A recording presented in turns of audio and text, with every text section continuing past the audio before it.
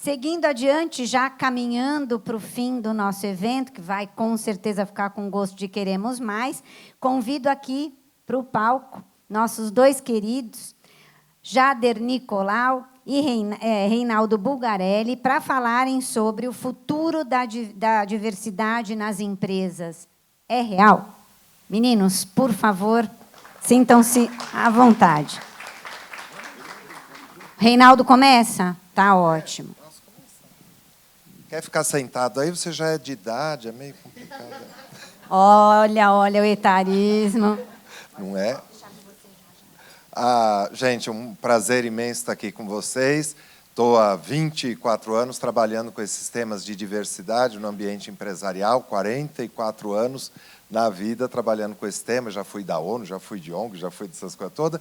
Me encantei muito sempre com essa questão da diversidade e devo muito à comunidade negra nesse sentido, porque um amigo meu no colegial lá chamou para fazer parte de um grupo de jovens, para criar o grupo de jovens da Igreja Nossa Senhora do Rosário dos Homens Pretos de São Paulo, aqui no Largo do Paissandu. Ali eu fui, né, a gente, 16 anos, não era sociólogo, não era antropólogo, não era nada. A gente estava ali fazendo ensino médio e tal, mas ali eu aprendi a me pensar como uma pessoa branca. Todo mundo fala, você deve ter entendido bastante da questão racial, né? Sim. Vivendo, apanhando da polícia, sendo parado nas lojas, nas coisas. Quando eu estava com os amigos negros, a gente vivia todas essas questões, voltando das festas, porque era farra também, né? Mas ali eu aprendi a desuniversalizar a minha condição, né? Tanto de homem como de branco. E a gente não se fala, né, como homem branco. A gente raras vezes tem um momento que você fala assim, o homem branco. Você não pensa assim. Por quê? Porque nós somos o normal, nós somos o universal. E aí, quando você convive com a diversidade, quando você vai pensar a questão racial, você tem esse convite, de tudo que a gente está falando aqui, tem esse convite para você se pensar como você é, né? E na relação. Ou seja, sair de um palquinho que a vida nos dá, né? Nessas ideologias da discriminação, onde você fica ali, então, os diversos aí, e nós, os universais, os normais, as coisas todas, né? Por isso que o nome do meu livro, viu, de 2008, é o nome do grupo de vocês, Diversos Somos Todos. Porque lá no Bank Boston, eu fui o diretor dessa área de sustentabilidade e responsabilidade social, os meus colegas lá na diretoria, na coisa, falavam, o Reinaldo cuida dos outros aí. Esses outros aí, os outros às vezes eram mulheres, LGBTs, pessoas com deficiência, pessoas negras. E aí eu falava, precisa criar um slogan aqui que põe essa turma para baixo, para esse chão comum aqui.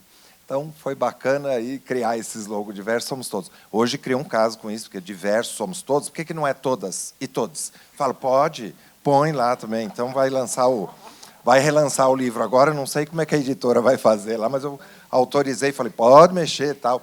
Mas era todos nós, humanos, somos diversos. Esse é o chão comum aqui, agora, que a gente está conversando sobre a questão racial e se colocando nisso, é nesse chão comum, né, para a gente destruir essa questão. Final dos anos 90, lá no Bank Boston, como eu falei, a gente começou e eu mesmo larguei a ONU para ir para o Bank Boston, porque era um momento no Brasil que o nosso ambiente empresarial estava começando a trazer dos Estados Unidos, da Europa, a conversa de responsabilidade social, de sustentabilidade, essa coisa toda. Oded Grajew, importantíssimo, né? Débora, você também foi marcada aí por ele, está vivo, tá? O Oded está aí. A gente, ali, o meu presidente, o Geraldo Carbone, bem engajado nessas questões, mesmo não sendo o dono do banco, ele não era o banqueiro, ele era o presidente do banco, o executivo e tal.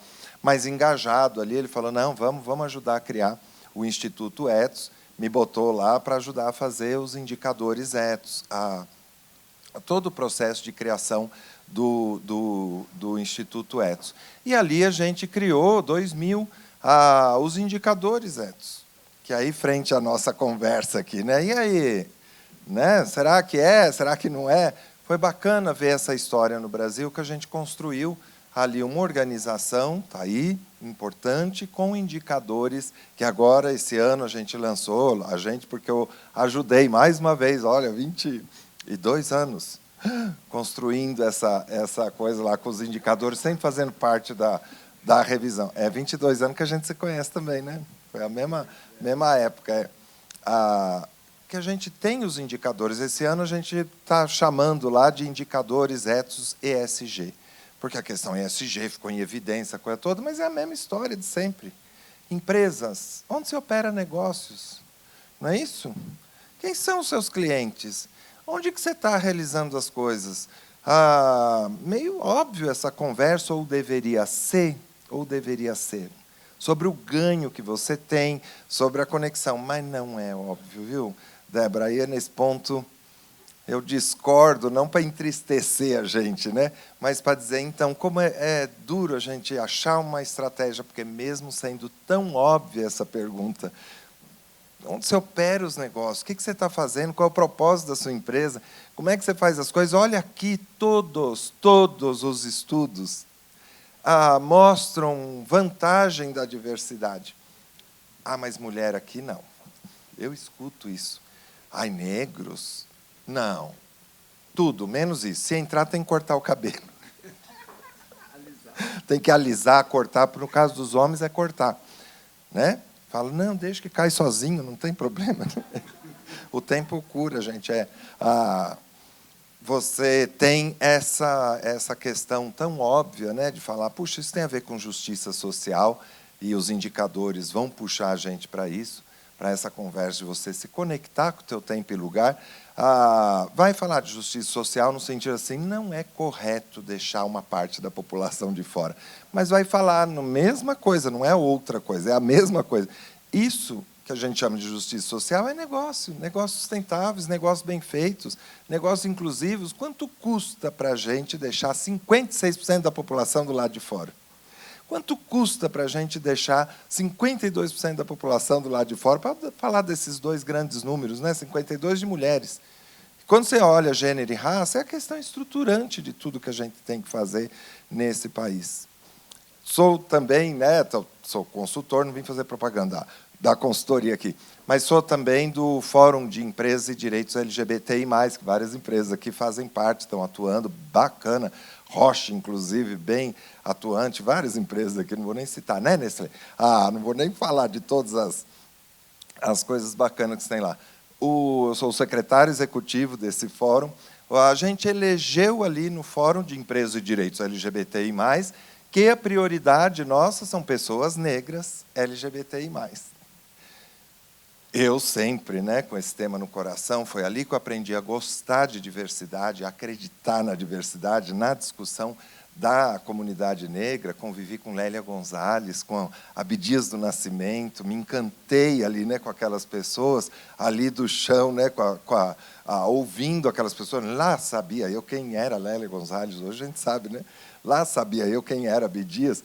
Não era pela fama que eu estava lá escutando essas pessoas, convivendo com elas, era porque elas estavam liderando as coisas, falando coisas que faziam sentido para mim e que me mobilizavam como pessoa, né? Mas a gente tomou essa decisão, o conjunto de presidentes que lideram o fórum que tomou essa decisão. E o que significa isso? Que tudo que a gente faz tem que colocar prioridade para pessoas negras. Olha, precisamos repensar as políticas para incluir pessoas trans, para toda a conversa, né, da questão LGBTI+, que é a grande construção que a gente tem que fazer no país, e as pessoas negras. Só de perguntar isso já faz toda a diferença.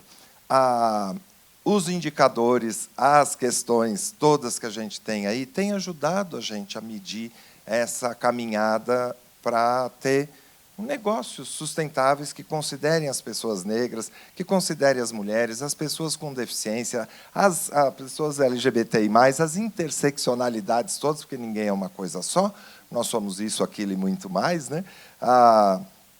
Tudo isso daí vem ajudando a gente a descobrir assim, o que eu preciso mesmo fazer. Então, tá lá, os indicadores servem para isso, né? Não só para você mostrar lá o número, mas te indica o que tem que fazer. E a gente ainda tem, gente, um grande desafio. A conversa do ganho tão óbvio, ainda que a Débora foi muito explícita nisso, não mobilizou as nossas empresas. Não fez. Então, quando a gente olha lá a pesquisa que eu participo também do Instituto Ethos, 500 maiores empresas, muitos aqui devem conhecer, 500 maiores, não é o boteco da esquina, é aquela empresa poderosa, são as nossas grandes empresas, com muito acesso à informação, a conhecimento, a um monte de coisa. 95% de brancos em cargos executivos, 35% na base das empresas. 95% de brancos, 5% de pessoas negras. Dos 5% de pessoas negras, 0,4% de mulheres negras em cargos executivos, e mesmo na base das empresas.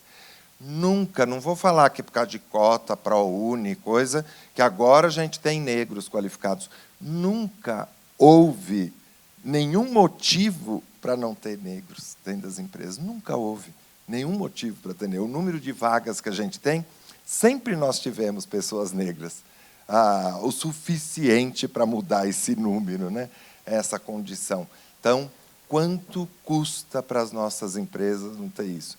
E aí, que bacana estar aqui, né? Nessa casa, eu acho que já deram toda a pista aí, né, da coisa. Óbvio, né, que a gente precisa estar junto. Acho que uma das grandes mensagens desse evento é dizer assim, aproveita essa casa, a Câmara Suíça, para ser o ponto de encontro das nossas empresas, né, associadas à Câmara, tal, porque não avançamos sem estar juntos. Então, o Instituto Ethos foi isso, a criação dos indicadores, tudo que a gente fez nesses 20, vou arredondar, né, nesses 24 anos aí de história da responsabilidade social, da diversidade no nosso país. Se a gente avançou pouco, avançamos pouco, mas o que a gente avançou foi porque a gente se encontrou. Nós, pessoas, nós, profissionais, nossas marcas, foi porque a gente achou um espaço em comum. E dedicar tempo para isso é o que vai dar consistência, que eu acho que é isso que a gente quer, e velocidade para as mudanças que precisam acontecer. Por quê? Porque a sociedade precisa, porque o negócio precisa. Coitadinha da empresa, que acha que pode viver sem 56% da população. Não acho que é ação afirmativa, né? Porque a gente escuta isso, não é? Fala, é mesmo, ai, coitadinho dos negros, vamos ajudar aqui, vamos fazer ação afirmativa para ajudar as pessoas negras. Ação afirmativa é para ajudar a empresa, porque ela não está conseguindo entender onde ela está operando as atividades. Então, vamos fazer isso de estar junto para acelerar esse processo e melhorar o nosso ambiente de negócios nesse país, pelo menos, né? Jada, vem cá, 22 anos que eu convivo com ele. Estava eu lá no Bank Boston, o primeiro programa de ação afirmativa para jovens negros, junto com o Guelé 10, né, 1998, que a gente criou o programa. Ele criou o Portal Afro, 2000, já veio lá atrás do Geração 21, já foi lá conversando, né? Estamos aí, estamos juntos.